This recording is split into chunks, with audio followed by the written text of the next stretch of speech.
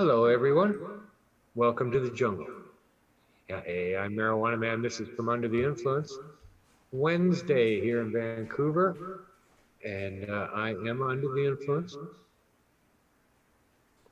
The influence of cannabis and life in general. Hope everybody's doing all right out there. It's a warm day here in Vancouver, I gotta say. 31 or 32 degrees in the shade. Feels like really fucking hot. But quite often that happens here in Vancouver this time of year. We'll get Septembers that are like the summertime. So I'm all for that. Better than cold and rain, gotta say. So yeah, happily under the influence here, smoking reefers. Got some fine cannabis to enjoy. Here's some of that now. This would be out of focus. Totally out of focus. Hey, get in there. Focus on me.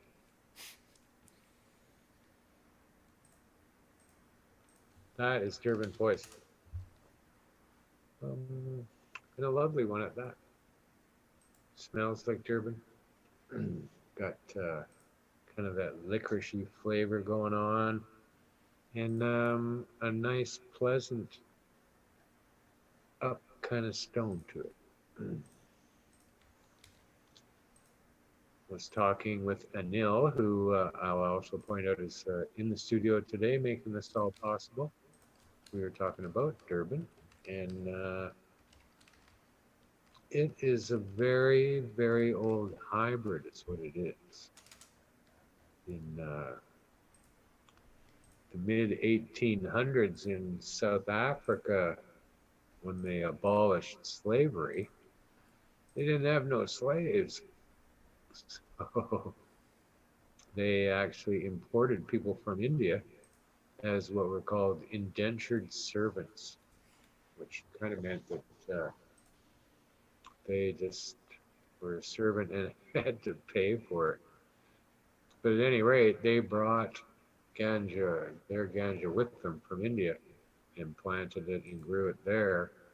And eventually it became the pervasive strain that everyone grew. So, I don't know, I was told this by Simon, one of the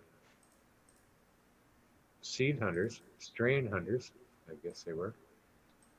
They went out around the world, but Simon grew up, I believe, and lived in Durban, South Africa, and pretty much knew the entire history. That he actually knew the village in India where the strain came from was crossed into the local landrace sativa.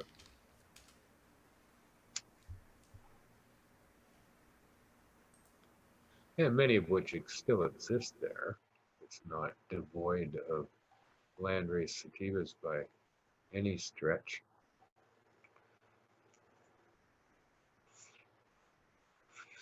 Just the marketplace is. Much as certainly goes around in the cannabis marketplace these years as sativas, which clearly are not and likely are not. Very few people have chosen to grow them commercially. Hey, there's Mr. Cookie. He's just connecting to the audio. He can hear us, but we can't hear him. I can hear you guys, but you can't hear me. No, we can't hear you. Yeah, we can hear you. You could have somebody in a Zoom meeting for the whole meeting and just keep saying, we can't hear you. Hello? Hello? Yeah. Is this on? Is this on? Can you hear me now? How's it all going? It's going pretty good. It's chilly out here. Chilly out there. No way. Really? Yeah, like 10 degrees today. What the fuck is going on? Warnings of frost. Really? That's not a good thing. That's fucking early yet. It's not even I know it's mid-September. not even. That's gonna fucking hurt the old outdoor scenarios. Yeah, Did I see you in one today? I was. I was at in a field of marijuana today, checking it all out, making sure it was not going astray in any way, and yeah, it was good. That didn't look very mature. No, it was still has, well, hopefully a couple weeks, but we'll see. Well, if it's Might getting be a lot cold. of hash around, might be a lot of oil. Yes. Now, yeah, something I wanted to ask you about. I saw some friends of ours have a very late starting outdoor crop Well, that I they found plant. out why that is. It's because uh, it was like an end of their deal or whatever. So they just had access to these extra clones that were there. And then this other guys were like, hey. So it just sort of happened late in the season, like the whole idea happened within a few weeks, I think. Oh yeah. And they So, had access to all the clones from their leaving of that other place. oh yeah. Well, that would make more sense than perhaps what was presented. There's Bud's in the shot today. uh, Huh, he never sits in that place ever. But today, wants to be yeah, on somebody told me that they thought that they planted them late to harvest CBG. Oh, maybe. I don't know. I thought that was done through degradation of the plant, not just in the growing. No, CBG is the precursor to all other cannabinoids. Ah. But it didn't make sense to me though. I still have a lot of unanswered questions when it comes to cannabis. Like the Well, creation because you can take the keef, like dry sift, and age it long enough that it actually converts to CBG, which is weird. CBG or CBN. Hmm. I want to say CBG, but I might be CBN now. Now I don't know. Yeah, I think you might mean CBN in that case because old weed turns into CBN. Which was good for a few things. I remember trying it when I had the vertigo and stuff because I was trying all the other alkaloids. Well, I don't know if one could time an outdoor crop to harvest a certain cannabinoid. I'm not too sure that that's possible. Not unless you have like the gun rate on it, like or the testing like right there. You're like every day just oh okay, it's at the peak time. But then who knows how long that stays in the plant? Like I know when I harvest a marijuana plant, it's not the same as when I harvest it. And then every day, if I tested it, I bet you there'd be a different change and a whole bunch of things. You'd be like, oh wow, different range, different this, different. Yeah, something that's never been done to actually determine what's going on here. But I'm led to believe by science that the creation of THC is done so through a chain reaction, going from one substance, chain reacting through other substances until it becomes THC. This is what I think everyone understands is going on. So I believe that this happens very quickly. Like this is in a fucking blink of an eye that this happens. It's not taking fucking weeks, right? I Yeah, don't yeah, think. it's just like, oh, it happened. Like it's not sitting there as fucking CBG and then turning into CBD and then a few days later, oh, it turns into THC or right? It just, I don't believe that it can work like that. I think the plant's purpose is more important to determine what the fuck are you doing? What is this plant doing? It appears as though the plant wants to create THC for whatever purpose it is needing to do that.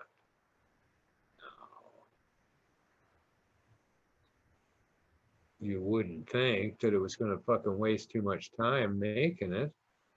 Let's get to it. And according to my research, I don't know, it was Purdue University, pardon the pun, but Brian Purdue University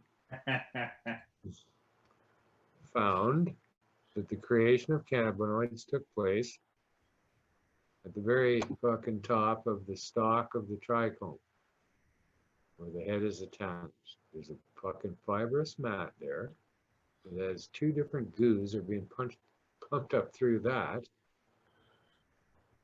Because there's an electrical charge on the mat, anything attracted to it became THC. That's what they said.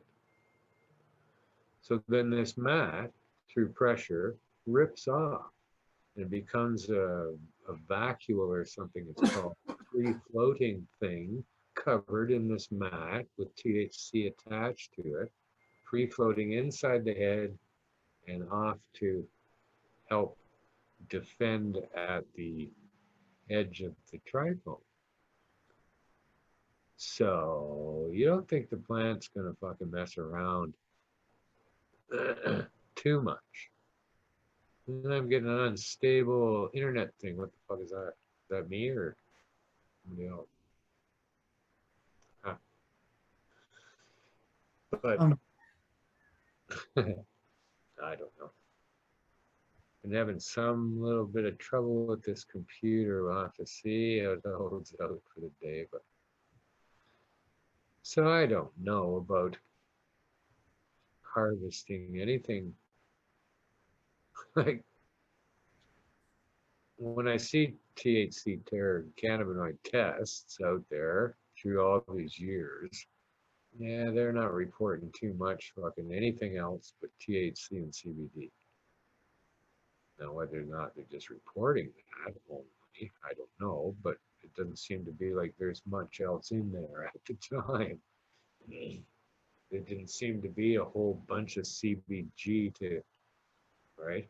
But at any rate, this is kind of how the cannabis world is shaping up, is into all these individual fucking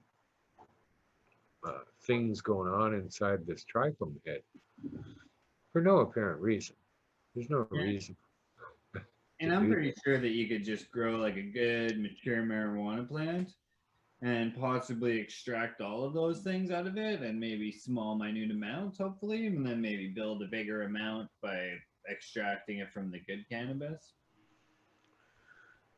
Well, that's what they'll do, right? Or manipulate the plant, and I don't really understand that either. It's not clear to me why cannabis in the last few years has begun to exhibit producing more CBD than ever before. I don't understand why the plant is wanting to do that. I think no one was looking for it before and it was just there and we didn't care because it didn't really affect us either way. If it got us really high or less high, we were just like, oh, that's the marijuana, maybe. It wasn't the correlation to how much CBD was in it. Like, Or anything else, really. yeah, we were like, oh, it smells good. We didn't know actually it was a terpene that was, enhancing our brain to make us be like, oh, wow, the association with that smell and that flavor is fucking what's doing it. But we were like, Well, wow, it smells good, looks good. Let's do it. Good buzz? Yeah. but in this modern era, for some reason, people have glommed onto the notion that we need to know everything about this substance before we buy it. I need to know which terpenes are there, how much of those terpenes. It means fucking nothing. And I don't care about that with any other product that I have. I couldn't care fucking less why aspirin works, why coffee fucking works, or any of it. I don't even I'm like, how ask. much of acetaminophen is actually in here? Don't want Yeah. this. What else is involved with the acetaminophen? No I one go cares. like regular or extra strength. Oh, I'll have a bad headache. Extra strength, please. Yeah. And now they're going berserk trying to pick this apart and say, oh, this terpene is going to be good for your back. This terpene is going to be good for you. And it's such Right. horseshit. Really. Cannabis is good for all these things. There's no cannabis. I interviewed fucking thousands and thousands of people buying seeds for medicinal purposes, wanting to know which ones they should get. And I always asked them, is there any cannabis that was well grown that didn't work? And they went, uh, no, it all worked. Cannabis has it all. Doesn't seem to. We've not invented any new cannabis. You think fucking Skittles is any different than OG Kush, for Christ's sakes, when it comes down to this stuff? We haven't drifted too far from a handful of strains that contained all these things. So, but the opportunity exists in this world today for that desire to be expressed, right? Unfortunately, prohibition has left us with a lot of unanswered questions, which we became voracious to answer, which has leaked over into this fucking legalization. Right? I can't count the number of stories that I have seen about how cannabis might be good for COVID. Like hundreds and hundreds of stories about this. No results. Nobody actually doing it, or I don't know, but and then lots of things. Could cannabis be the answer to this? Could this? Could that? Can it be? Who is it? What's the CBD doing for the seniors today? I'm trying to get weed on the pro tour, like I said, weed's good for golf, like, you know what I mean? It improves your game. It gives you that zen moment, you're good. You're like, okay, right on. Oh, I did a bad shot. Well, you don't let it bother you, just spark up a fatty and you're like, Smoke a joint on the way to your shot. That's all next you shot, oh wow, that was good. Last shot, I don't really remember it. Right on. Let's go for this new shot here. need. And golf couldn't be much more perfect for smoking weed. If you're Outside. out there in the expanses of nature, you're rarely side by side and bother nobody. Like when I had a girlfriend at the time, I'd bring her as like my caddy. She'd just drive the cart, and I would, we'd smoke weed. She'd roll joints or probably light joints, and we'd just smoke them. And I would golf by myself, and it was great. And she liked it because it was just like driving around the golf cart in like nice scenery. It's always like very nice to look at everything. I was like, no Yeah, shit, eh? it's quiet and fucking, oh yeah, golf Yeah, I course. did mushrooms not too long ago when we went to the fancy golf course here in town. We got invited to the private course to golf with some members, and me and my friend did mushrooms, and it was great. And we golfed very good too. Oh, is that right? Improved your golf. It didn't hinder it, is what we agreed on. Like, it might have not been like super like enhancing of it, but it did not hinder it whatsoever. Ah, well, you, you got to figure you want to be relaxed when it comes to playing golf. It Not sort up. of was like that. Like every shot was like a new shot. Like it was like you were stoked to be stepping up to the ball again. Like it was like right on. Here's a little, I don't know, you can focus on that. Some homegrown. Nice. Yeah, threw it on the deck. Looks very homegrowny. long as it tastes good. It does. Doesn't taste like homegrown. Tastes like weed. Some sort of, I don't know what it was. Some Like sort of, take the time to cure it and dry it slowly and nicely. It's gonna taste good. If you dry it really fast, which happens with almost all outdoor, because I guess the volume, or I don't know exactly what, they're just trying to get it dry as fast as possible most times in most places. well, 'tis the season where people are asking these kind of questions. When's my weed done? They're all asking now. Seen a tremendous amount of outdoor plants and stuff this year, and I'm curious, as always, to see the buds when they're done. You don't see many pictures of that. Yeah, just big plants. And people, that believing that their weed is going to be awesome because the plant is 11 feet tall. Yeah, that's fine and dandy, but if there's no buds on it, wow. Yeah, and if it's not able to finish, Yeah, that happens a then lot here. There's a lot of people that put like the indoor strains outdoor, and they're not meant for that. You know what I mean? They don't like it. They take a long time to actually flower, where the outdoor strains are more adapt to like kind of flowering faster than normal. I think more on the environment they kind of react, where the indoor plants you react, like you're the environment that they react to. So yeah. outdoor they're just like, I don't know what the fuck's going on here. Like, Well, they say that the plant begins to flower as a reaction to increased darkness, not less light, but more darkness in its day. So outdoor, the darkness comes gradually. It doesn't come at a flip of a switch like it did indoor. So that they have some problem dealing with that more so than the outdoor plant who knows that this is coming. yeah, Oh, it senses it or whatever. Yeah, yeah. I Oh, have a friend that does indoor strains in his greenhouse, but he covers his greenhouse every day, so then he's like doing indoor but outdoor sort of thing, and that works because he's covering it and giving it like total darkness. and that's what I did with this plant too, was brought it in every day for darkness. And it worked. Started doing that June 21st, or roughly thereof, and it finished up a week ago. Yeah, I was thinking about that too. I seen Jody doing it there, and I was like, oh yeah, of course. You know what I mean? Like even at my place, like you couldn't do it on your deck just because of the street lights and the fucking lights from everything else, car lights. Just lights that it's gonna get that you can't fight. But yeah, bring it inside, you're good.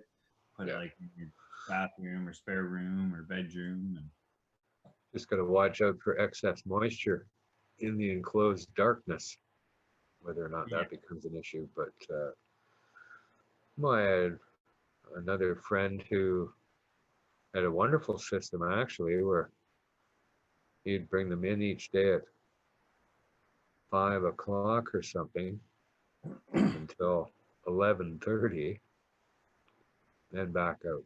Then they'd wake up at 5 o'clock with the sunrise. ah, So it was a very effective way. Didn't fit into my sleep schedule though, so I couldn't do it that way. But kicking them into flower is the only way to go here. You do then get to take advantage nicely of the extra bits in the sun that you're going to get that you wouldn't otherwise. And you don't have to worry now, like so many are beginning to worry about the frost and the cold. Like across the fucking prairies, it snowed yesterday. yeah, they're gonna have Yesterday it snowed. If you got fucking pot plants out, that ain't good. So, and it's not necessarily if it doesn't snow, but the nights become cold and dewy, more moisture is around, and if your days aren't sunny and warm to dry up that moisture, you're fucked.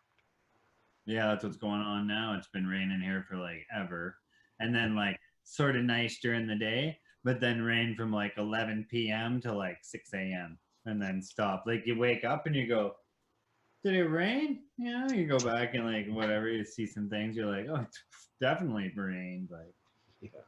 So yeah, then so outdoor really in most places here, people are asking when to harvest, and you go, well, it's gonna be because of the weather, not when that plant's ready to harvest, really.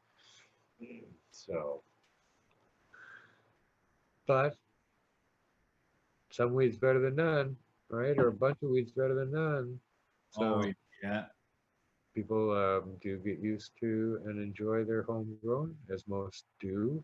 I've never met anyone yet who didn't enjoy the plant that they grew, no matter how good or bad it was. And in a lot of cases, it was really bad and it was still what they liked. That's kind of fun. Yeah, the fruits of your labor, it's always good. Vegetables, everything is good like that, you know. Weed even better because you get to smoke it and get high. Oh yeah, very satisfying. I don't. I'm not one to say I'm the creator of anything. I got in the way of this plant doing well way more than I did anything to encourage it to be good. Well, I had no food. I didn't have anything here to look after. Right, and in the middle of fucking COVID, it comes to me. So yeah, I made the mix of the moss and fucking earth a little too rich. I thought maybe it was having a little trouble breathing. So eventually I had to repot it, and I kind of did some damage to the roots at that time. So it had a bit of a rough life, but it smokes great. So yeah, I hope everybody's outdoor goes well for them this year. Yeah, I know. There's gonna be lots of time to be trimming it up, it seems, or making hash or whatever they do, oils and all It's that other. always going to be leafier outdoor. Here's another question I see a lot of people talking about on the nettery. Um, Big giant plant they've got in their backyard now, and then now they're wanting to fucking take off the lower leaves and stuff. Right? Is it time to take off the lower leaves so the energy can be shifted to grow in the buds? Well, it doesn't work like that at all. Now, people do take off big leaves indoor, and that's because of a problem of air circulation, and the penetration of the light that they have is not the same as the sun. Outdoor, the sun penetrates right to the ground. Right? There is no Get fall there, off. There's yeah. no fall off point here. Right? It's not more intense at the top of your 12-foot cannabis plant than it is at the bottom. It's exactly the same. There's no reason to cut those leaves off whatsoever. Right? You should leave them because they're collecting photons to turn into growth. Right? It doesn't deflect energy from growing the buds. Those big leaves will grow the buds. That's how it works. So the more leaves you got that are healthy, the better it is. Outdoor for sure because it's slamming. Right? The sun is just slamming. Now, I don't know. If you got air circulation problems and moisture outdoor, you're fucked anyway. You're going to have a lot of trouble because of that. And defoliating it isn't going to help. Not really, like, you know, and then you're still gonna have to like shake them, blow them down every day, like. And every leaf that you left on it is going to be in those conditions. It doesn't matter how many leaves there are, really. But yeah, so interesting. There's a lot of, well, I don't know, just a mishmash of information about cannabis out there that has nothing to do with cannabis, really. Yeah. we've created an awful lot of folklore when it comes to growing cannabis because of prohibition. And because everybody, it's a plant that'll kind of grow anyway, even in spite of us. So it doesn't seem to matter what you do. Nothing is really that wrong with what you've done, right? It can achieve the same results as buddy next door doing a completely different thing who swears by Yeah, no, it's his true. way. That's like with this outdoor weed, some of it I get to make hash out of. So we're gonna do reviews of different hash bags and stuff. But I'm curious to see like what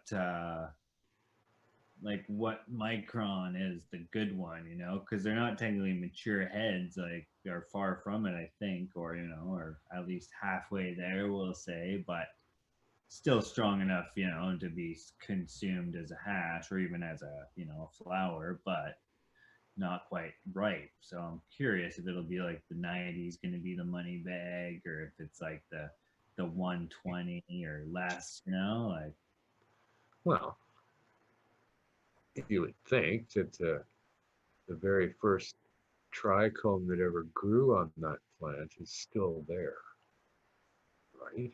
So it should be like the oldest. It yeah, I would, guess. Yeah, and it then it's would still be the separating and collecting. So I am curious to see. right. I was like, I don't know what's going to come out of this stuff. Trichomes growing all the time as it continues to grow. New ones grow all the time. So through, I don't know if it's not from the lower part up. It's fucking buds going out and trichomes will grow and then new ones will grow and so it'd be really curious to me sometime to pick a plant and start looking at fucking individual trichome right? Or even go so far as to watch the plant and see which ones grew when and what, and go, okay, well, what's inside that one? Like a daily macro of like the leaf or whatever growing, and you'd see that trichome maturing or whatever over Yeah. the time of the plant. So I don't know. For hash making purposes, you would assume that there's going to be probably mature to to immature heads all over the plant. You'd think, right? Because if No it's matter what. sticky, we're making hash, Mickey. Yeah, I don't know. I don't know how long it takes a trichome to grow and mature. I don't think anyone's ever even looked at it. See, they don't look at the trichome. They just make this shit up in their Well, they don't heads. look at the first one for sure. It's not like they're like, oh, the first one's there in week 3 or whatever, you know, and they're like, wow, you know, it's still there in week 10 or well, 6 if they harvest commercially, but Well, yeah, is it still there? And maybe we'll see what goes on over the course of the development of that particular trichome, or any trichome for that matter. Because it's always been, I don't know, many people would say, well, when do you pick it? Well, when's the best time to pick it? And everybody's got their own theory. And nobody really takes the time to test it out. Well, let's see if I pick it now, or if I wait 2 weeks, or if I wait 2 weeks more, then we've yeah, never it's really pretty had. much personal preference after a certain amount. Because yeah, I did that back in the day when I used to grow a lot of strains, and yeah, we'd harvest it, you know, at 8 weeks, 10 weeks, you know, oh, let's go 12 weeks on that plant, see what happens. And then you realize like I don't like that 12 week one very much, but I like the 10 weeker, you know. And in some you're like, oh shit, I like the 8 one for some reason, but I can't tell you why. But I haven't looked at it like even with a microscope back then. I don't think. Well, I think that'd be a fun thing to look at someday. Is what's going on there? If there's anything to be revealed about doing it better. Another thing too, like I suspect there's got to be trichomes all over the plant, not just there's trichomes on the stems and on the leaves and veins, isn't there? It must Maybe be 'cause it's sticky, like when you're touching it. So through its whole life, you would think. It's got to have defenses against bugs and shit, and it does defend along the veins and stems and stuff. So I don't know. More to be known. But yeah, lots to talk about outdoor. Lots of busts too. There was a big bust just outside of town here in northern Ontario. They found 1,000 marijuana plants, Yeah. an oil making machine, which I think they thought was like a meth making machine because they actually brought like hazmat and a whole bunch of other people to that place. Oh, of course they did. I have a friend that lives like down the street, and she was like, "What the fuck?" Hazmat teams going in. Yeah, they had. I forget what else they had. Just oil, like a CO2 machine, maybe it looked like from the pictures, and I forget what else, a couple other things. But they were like, oh, they had like, well, I guess they had like 100 pounds of oil, which is actually a lot. But like, and we were joking. We said Yeah. they grew weed last year and realized, oh, we can't sell the outdoor. We'll just make oil. And they could only sell a bit of it, but the oil doesn't really go bad. So they're like, well, we'll just keep making it. Like another pound on the shelf, another pound on the shelf. But like, I guess they had like 100 pounds or some ridiculous number. We were like, whoa. Yeah. And what? Fucking outdoor weed. So like Well, it's so probably. easy to spot. Cops do it have done it every year. You see all sorts of big cannabis busts being made every fall because they go up in helicopters and look down. Well, in this one they had like black plastic laid down and stuff, like with like the holes cut to prevent the weeds and everything, and like, and it must have been like literally a field because like 1,000 plants, even if you plant them only like 6 inches apart, still covers a lot of area. Oh, they're all massive, the ones that I've seen. And those ones were kind of massive too, so they would have been planted maybe like, you know, 6 to 8 feet apart. So there was like, whatever that is for 1,000. Yeah, acres. No, they've all been like that, really easy to find for the cops, right? There was one story of a bust. Where is that one?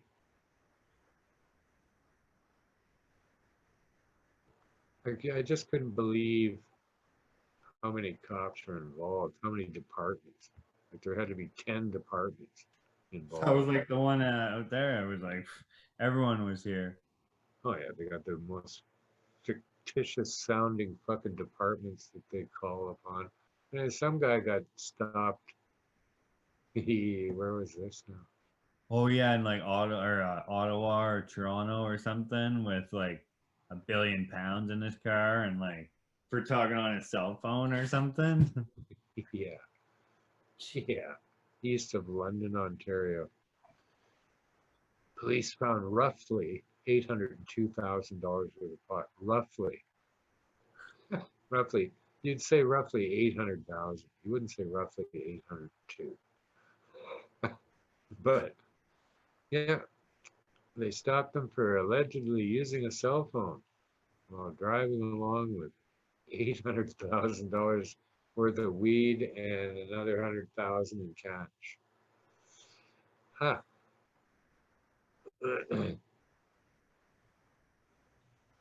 Crazy fucking people. Don't do that. Yeah, no doubt, eh? Like Don't that's drive with craziness. a cell phone. Where was he Wow. going with all this weed? Did he tell the police that? I hope not. Yeah. And what about all the people who aren't going to get that weed now? Because That's a you were lot on of people. fucking There's cell phone. Huh? That's a lot of people. Like how many, Yeah.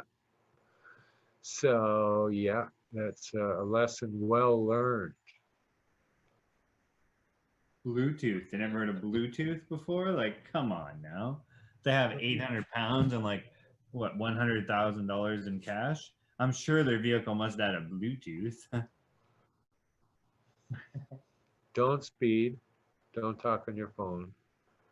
Don't Make act. sure all your lights work. Come on now. You can buy a whole set of light bulbs for like $100 for your car all around. Yeah. parking lights, headlights, rear lights, license plate lights, all the lights. You don't have to worry. Just keep them in your glove box and check them. When you load up, you do the walk around. You're like, hey, is the lights working? Brake, signal lights? We're good. Let's roll. I do that anyway. Me too. It's part of the drive. Well, it's what you do every time you get in a vehicle, but Yeah, you don't speed. Well, you don't speed with $800,000 worth of weed in your car. No. I No. barely speed with like 2 grams of weed in my car. So Yeah. No, it's way too easy for them. Don't make it easy. Now there's another one out of Toronto too, another bust. Suspects accused of illegally growing cannabis in the Greater Toronto area and yay. used a helicopter to fly it to the U.S. Ooh, shiesty. Yeah. I wonder what they Following call a Ontario weed in America. 16-month joint investigation. It's like 10 crops, probably. Yeah, they only got 800 plants and maybe 2 400 guys. bunch of cocaine. Wow. The suspects flew the helicopter between two ports of entry at low altitudes to avoid being detected. Smart. Airwolf style. Yes, how the fuck does that work? So what kind of detection have you got if a helicopter can fly under it? Just has to go low enough, eh? They're like, I'm not going to look straight ahead. I'm just going to look up like this. You hear that? I don't know. Is it up there? Now everybody will be wanting to know who knew? Let's get a helicopter. You can fly it under their radar. So weird, eh? It's like, dude, dude. Now what? They're just gonna like turn the radar like this. I never thought of pointing it downwards, maybe to be like, they might fly lower than this radar is pointed. So they just kind of tipped us off to, yeah, go get a helicopter, start smuggling weed to the States. But fly low under the radar. Yeah. Maybe it's just a figure of speech. Maybe they were just like, look at this guy, and he's just like right there at eye level. They're just like, he just crossed the border. Like, yeah, go get him, boys. Well, I don't know. I think they just watched them do it for 16 months. They're like, he's just driving over. Like, doesn't he know there's an international border there? They're like, he broke the law here this time. Let's write it down. Okay. He flew back across. Yeah, years ago when we were being set up by the DEA, they were coming in making buys of seeds. Each time, they did it 3 times. I guess they had to do it 3 times. I don't know. They gave us $5,000 each time. About $5,000 worth of seeds. Nice. Each time. You go, wow, like, really? He gave us 15 grand to fucking pump out into the system. More than most people ever did. Nobody bought $5,000 worth of seeds. Hardly ever.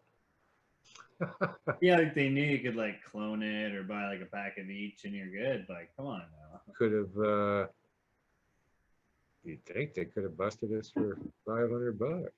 What's the difference? One package. Yeah, you bought seeds from us. Illegal. Each one of them is illegal. Then you didn't need $5,000. What the fuck is that? Like with weed, they're not going and buying like, pounds and pounds. They're like, we bought them, we did 2 buys, we bought 2 grams. And like or whatever they call it. We bought 2 units of the marijuana, and the suspect was handed it over, and we gave him 2 fresh 20s. You're like $40? What? Yeah. Yeah, we got busted for a lot less than 5,000 or $15,000 for the seeds. So that was good of them, I thought, to, you know, make it worth our while. Wonder why they had picked that number, eh? They're like, four Don't grand? No, it has to be five. don't know. And they always wanted blueberry seeds. DJ Short. Came asking for that. Straight up, no talking about it. Blueberry, you got 5 grand. You're like, whoa. Yeah, each time had to be the same. You're like, you can clone it, you know? And they're like, yeah, 5 grand, please. 5 grand worth of the marijuana blueberry seeds. No, we're not cops. Why would you say that, eh? Why 5 grand? No, we're not cops.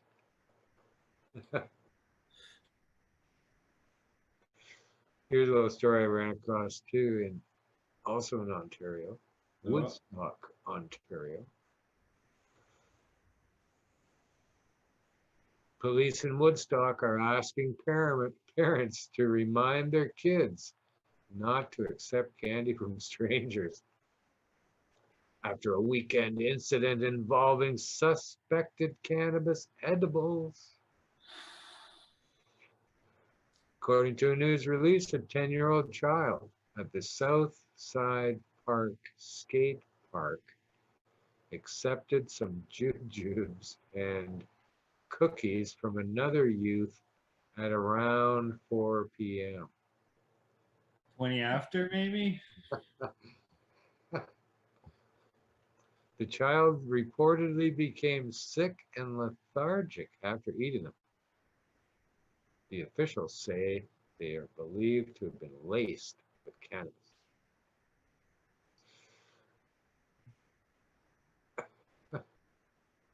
So police are asking parents to remind their kids not to be accepting candy from strangers. But nowhere in the little thing did it ever say that the child went to the hospital or had to be attended to in any way. They just became lethargic and maybe threw up a bit. Didn't even say that. They probably just got some cookies and milk from his mom and played fucking Nintendo. Yeah. Or whatever. Became lethargic. Just bored with life all of a sudden. Bored with skating today. At around 4 p.m. This happened. For Sounds sure. about right. For sure at 4:20. And it was probably from a friend. But he didn't want to say that because he didn't want to rattle on his friend. So he told his mom it's from a stranger. Meanwhile, they live in a small town of like 800 people where there's not even a stranger. It hasn't been a stranger in like years.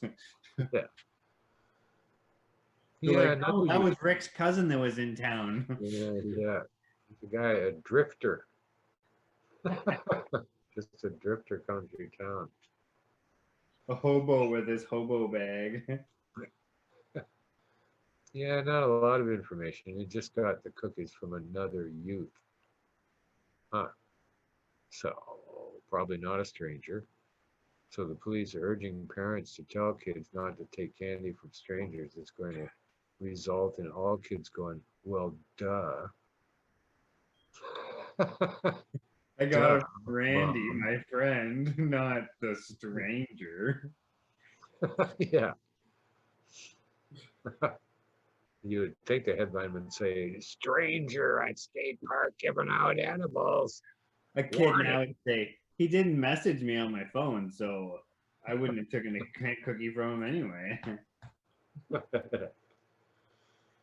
So yeah, warning. Pretty soon we'll hear the warnings about Halloween candy being dangerous again. Aurora Cannabis got a new CEO. There are like a dime a dozen out there. who instantly books up to $1.8 billion in write-downs, whatever those are. Sounds like kickdowns, but just a fancy word way. What the fuck is a write-down? Miguel Martin.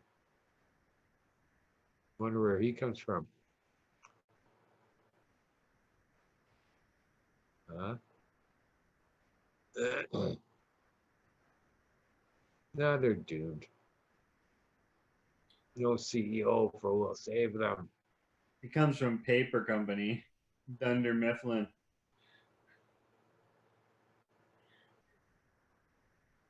Michael Singer. No, it's all business, right? They don't know what the fuck they're doing. How do you get to write down $1.8 billion? Maybe it's just like a big list of stuff that he might want. He's like, I wrote it down, bro. They're like, it's legit. They're just downsizing, downsizing, downsizing. No, all downsized to the size of a micro producer. Maybe just a little bigger. But I don't know. They still report out all the business, every little lick of business that's going on in the cannabis world, though. BNN, Bloomberg, and Financial Post, they're all over it. There's some salvation, I guess. They keep crying that there's going to be something, but there's nothing. Really. They're gonna have outdoor weed to sell at the end of this year.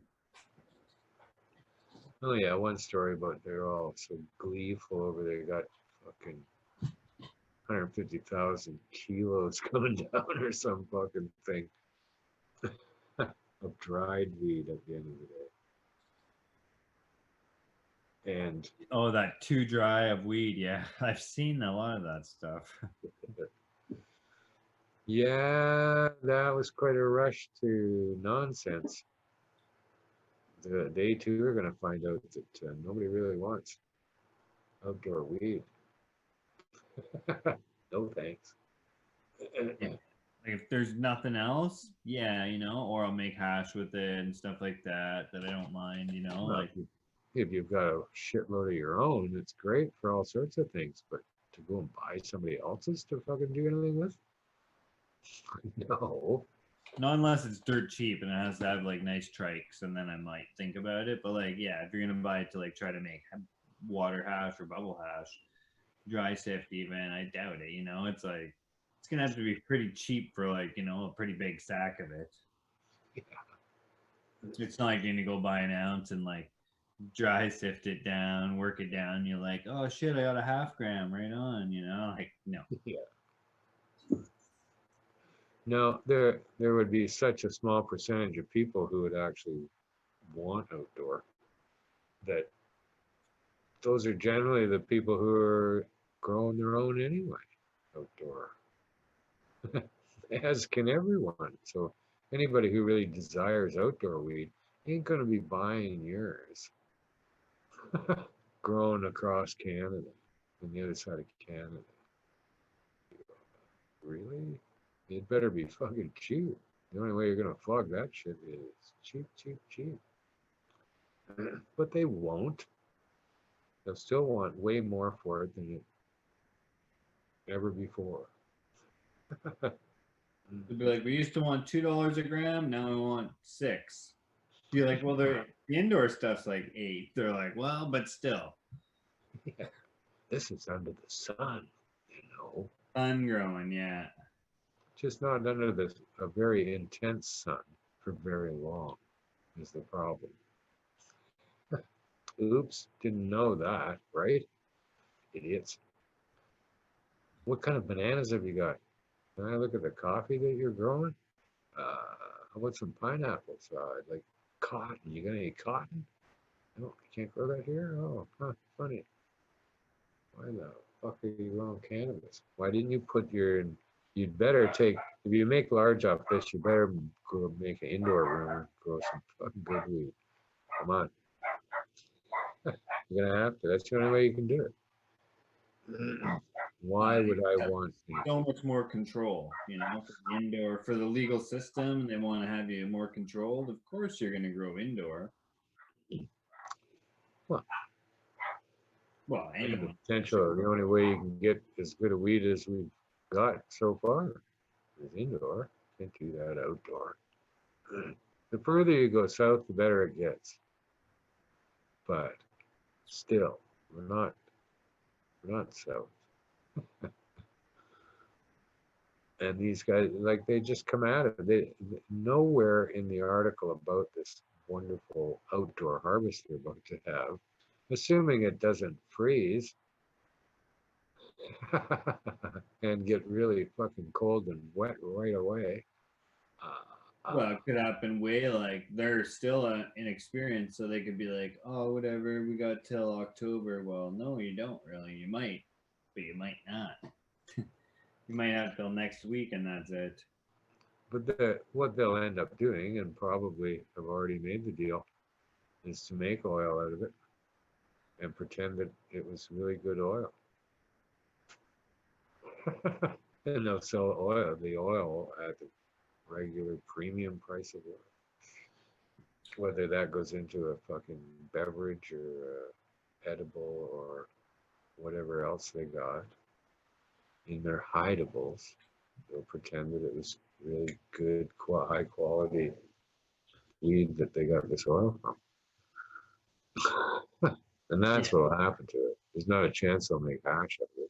You can't sell outdoor hash. Not more than once. Well, they do it very proper, yeah, but they won't.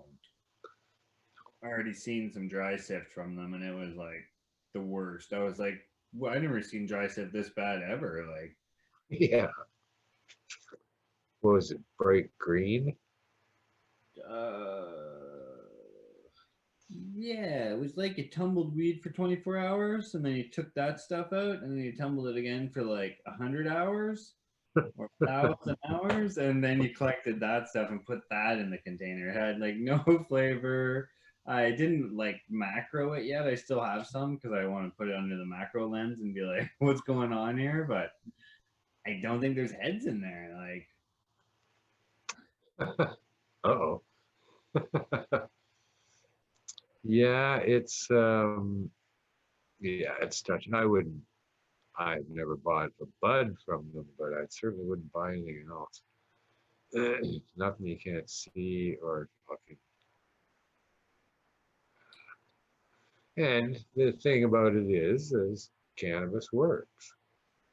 Doesn't matter really how good or bad, as we've already determined.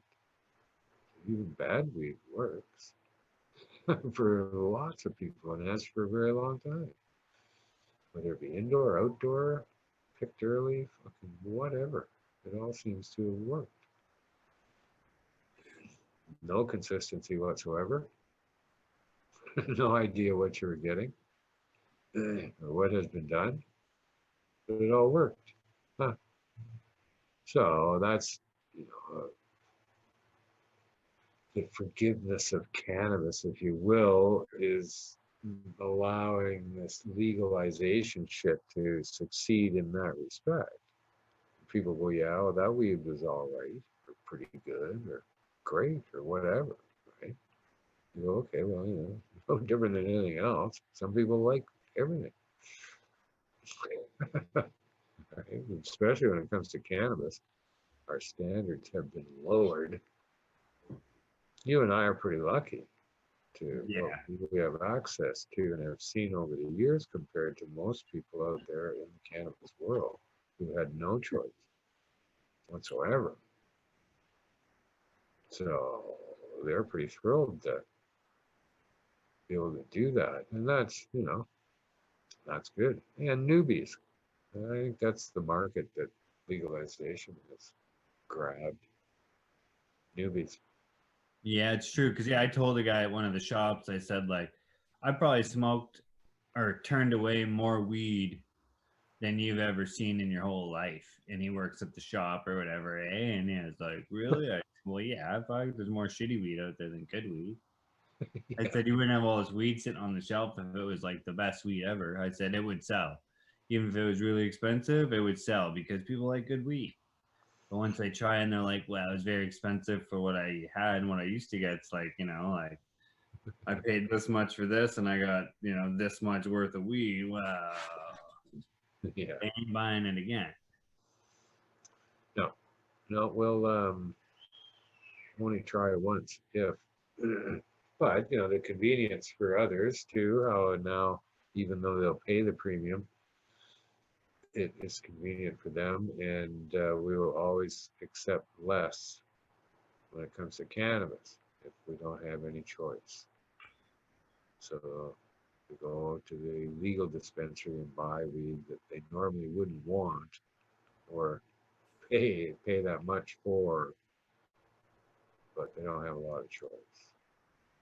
So that's not a great marketplace, I don't think. No. Consumers buying your product because they don't have any choice. Yuck. So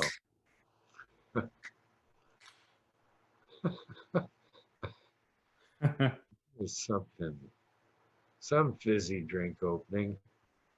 Yeah, the good old, we don't advertise any names. Champagne of ginger ales, though. Well, that's good on a cloudy day. Pretty much champagne of ginger ales. Put it Really? in a tall glass, you don't even know the difference. You're just like, oh wow, bubbles. Is that champagne or is it ginger ale? Yeah, but I'm like, I don't know half the time. So, Anil, are you there? Is there anybody? Is there anyone in the chat anywhere? Okay, give us our 10 questions for the day. 10 questions in 10 minutes, remember? No. We'll try to do 11 in 10 minutes. Come Yeah, come on now. Yes and no's. on. No, next.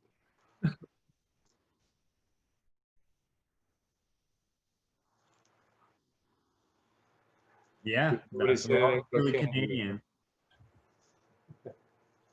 And I wasn't lying because it does say the champagne ginger ale somewhere. Maybe it doesn't say that anymore. Wonder how they're That allowed used to to be say their that. slogan, I think, back in the day. They don't say that anymore. I don't No. think you can. You're not allowed to say that. You can't say the Ferrari of ginger ales.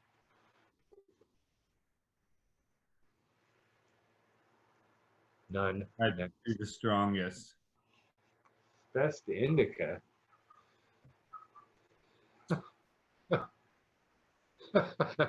The silence going, isn't really a best. They're all the same, except for, minor nuances as far as I can tell in flavor. That's about it. They're all fucking rock hard nugs and taste different one from the other. OGs are a certain way, the Death Bubba is a certain way. you know, all sorts of stuff. So I don't know. Best indica. Hash plant was always good.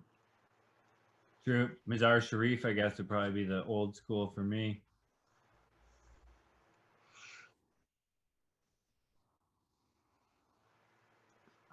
I think he's hibernating now. He's been in a super frantic for all the peanuts as the weather gets colder. He's just like running back and forth, running back and forth, like not even keeping six when he goes into his little stash house. He's just like Like I videotaped him the other day, just going in and coming out, and he just like literally ran in and like put his peanut on his little shelf there or whatever, and booked her back out for more. Stocking up. I read a thing where it said that squirrels forget 80% of all the stashes they have. Yeah, but this is a chipmunk, so they remember Oh, them all. chipmunk, yeah. They He's bringing remember. them. He's literally bringing them in a hole. Like I'm watching him go across the yard into like the hole, you know, and I'm like, I want to like stick the fucking the camera for working on the car, the little fucking camera down there.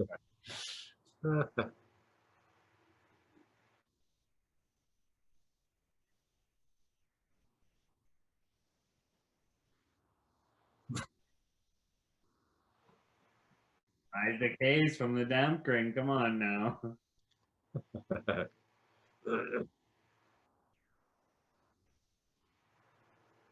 Yeah.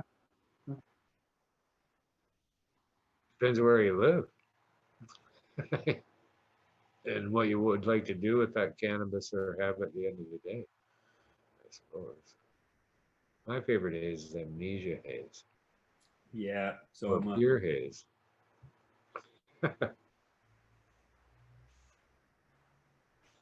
Yeah, probably Amnesia Haze, I guess, would be the long time favorite. The one I never see enough of. So much Hawaiian haze too was fucking nice. That was strong pot. Got baked quite a few times.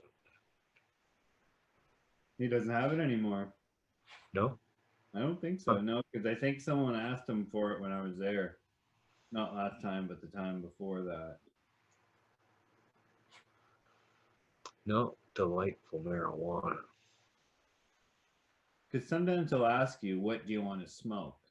And then you always say, like, well, do you have any of your strains? And he says, well, I have some. And then, yeah, it's always like, you got the big Korean. Oh, the big Korean skunk. That's what it was.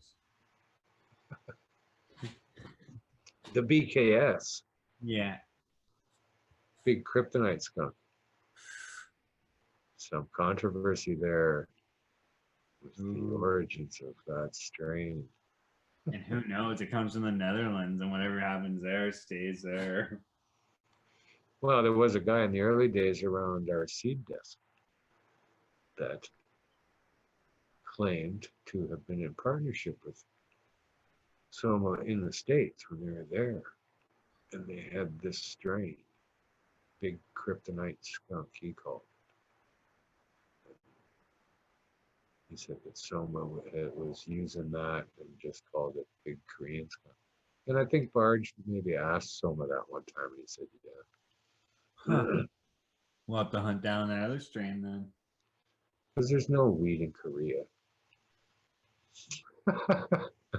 Right? Some secret guy's closet. Mm, Maybe the guy was Korean, so he just used that, eh? maybe so. Big Buddha.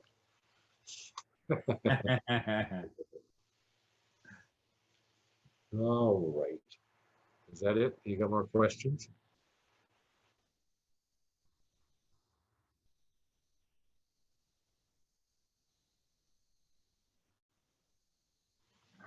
Indoor. Yeah, indoor. Like one forever. If they're like, you can only have one forever, never smoke outdoor again. Only good indoor. Is that what he's asking? Depends where you live. Yeah. Maybe if you live in Colombia, you don't need indoor. Or other places like that. African jungle type stuff. You live in Ethiopia. Oh yeah, I got a house in Malawi where we grow Amnesia haze.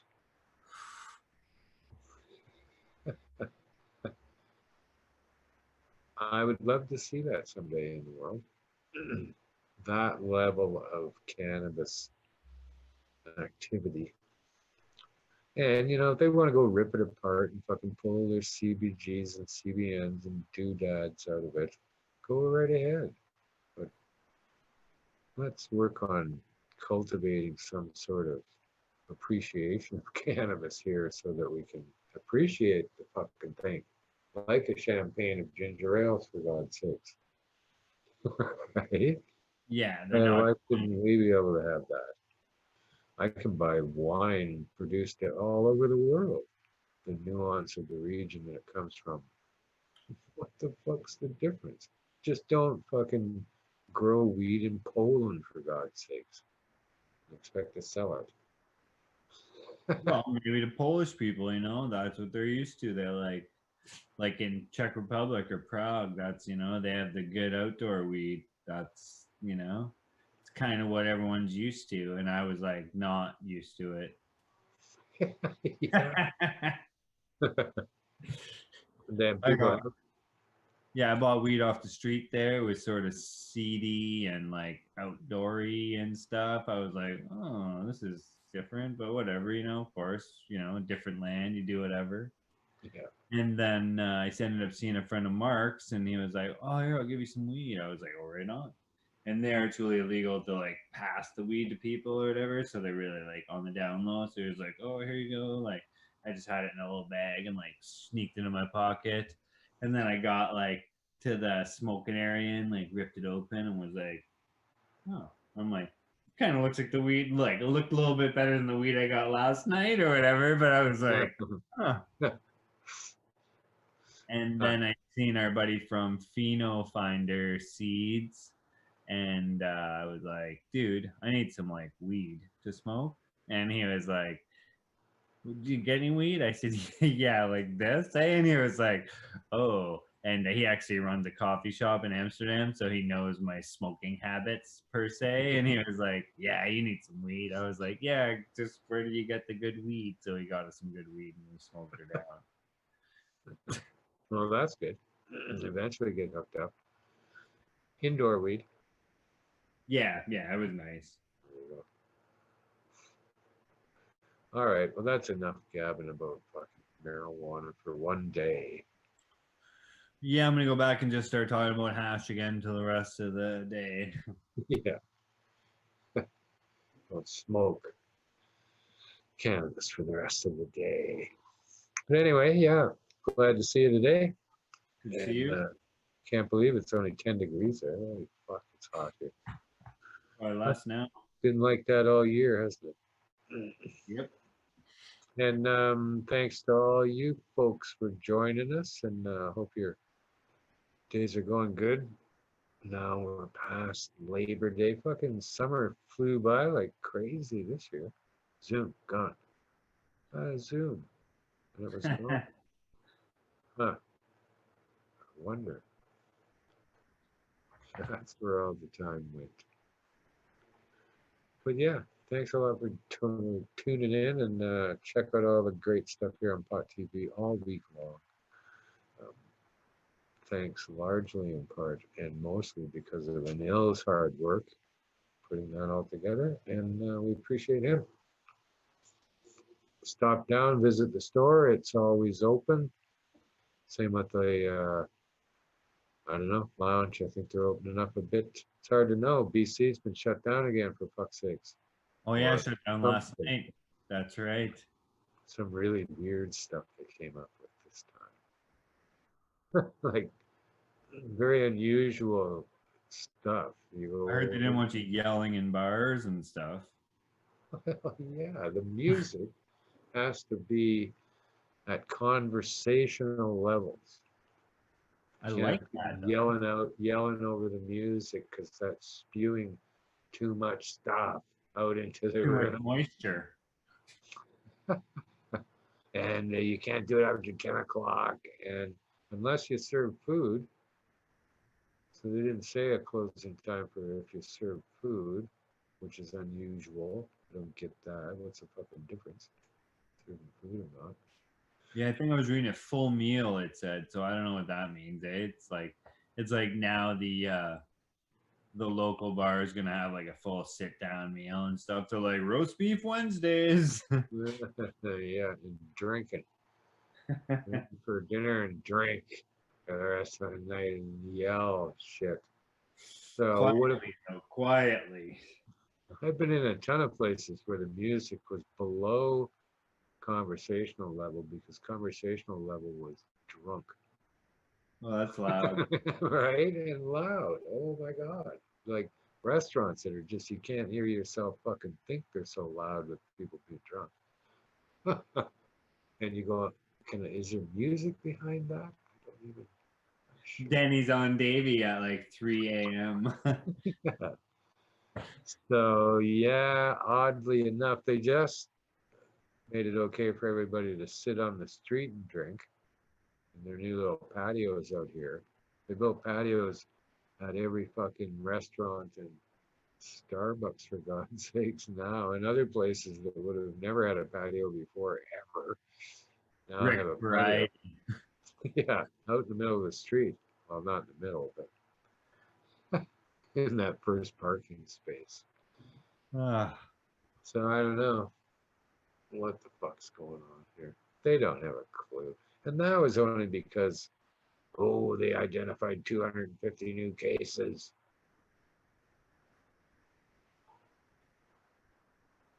Like, how many people probably went out? I don't know. 300? No. I'm tired of the whole damn thing. It ain't no fun keeping everything fucking locked down. Everybody's weird out there, you know, because of it. Oh. Yes, I don't know. We'll see. It'll change over time. But remain safe, healthy, and happy, everybody. And until we meet again, as always, I'm Marijuana Man. Peace. And Durban Poison Pot.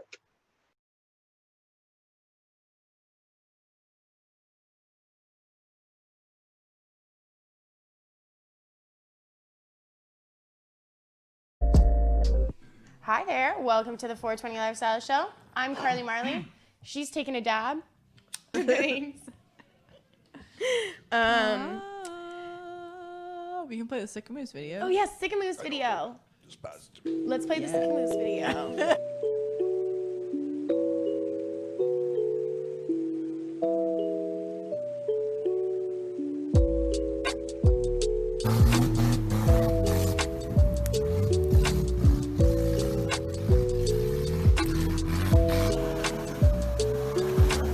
Yeah, so that's my home.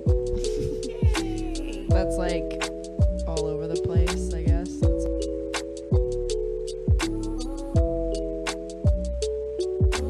It helps the speaker lead his audience into the scene he describes. Oh, I'm rolling up the fattest joint I could possibly fit in this paper. If it was any bigger, it would explode.